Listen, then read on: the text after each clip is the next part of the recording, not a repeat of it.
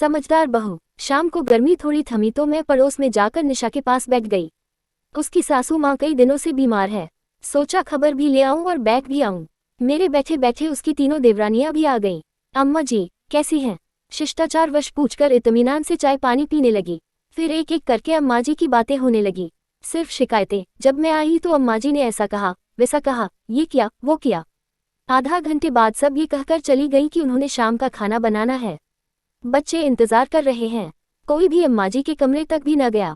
उनके जाने के बाद मैं निशा से पूछ बैठी, निशा अम्मा जी आज 1 साल से बीमार हैं और तेरे ही पास हैं। तेरे मन में नहीं आता कि कोई और भी रखे या इनका काम करे? माँ तो सबकी है। सका उत्तर सुनकर मैं तो जड़ सी हो गई। वो बोली, बहन जी मेरी सास 7 बच्चों की माँ है।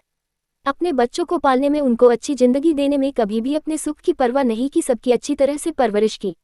ये जो आप देख रही हैं न, मेरा घर, पति, बेटा, शानो शौकत सब मेरी सासुजी की ही देन है। अपनी अपनी समझ है। मैं तो सोचती हूँ इन्हें क्या क्या खिला पिला दूँ, कितना सुख दूँ। मेरे बेटे बेटी अपनी दादी माँ के पास सुबह शाम बैठते हैं। उन्हें देखकर वो मुस्कुराती हैं। अपने कमजोर हाथों से वो उनका माथा, चेहरा और शरीर सहलाकर उन्हें जी भर कर दुआएं देती है।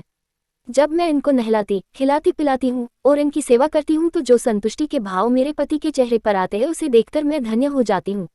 मन में ऐसा एहसास होता है जैसे दुनिया का सबसे बड़ा सुख मिल गया हो। और फिर वो बड़े ही उत्साह से बोली, एक बात और है, ये जहाँ भी रहेंगी घर में खुशहाली ही रहेगी। ये तो मेरा तीसरा बच्चा बन चुकी है। और ये कहकर वो सुबक सुबक कर रो पड़ी। मैं इस जमाने में उसकी यह समझदारी देखकर हैरान थी। मैंने उसे अपनी छाती से लगाया और मन ही मन उसे नमन किया और उसकी सराहना की कि कैसे कुछ निहित स्वार्थी और अपने ही लोग तरह तरह के बहाने बना लेते हैं तथा अपनी आज़ादी और ऐशो-याशी के लिए अपनी प्यार एवं ममता की मूरत को ठुकरा देते हैं।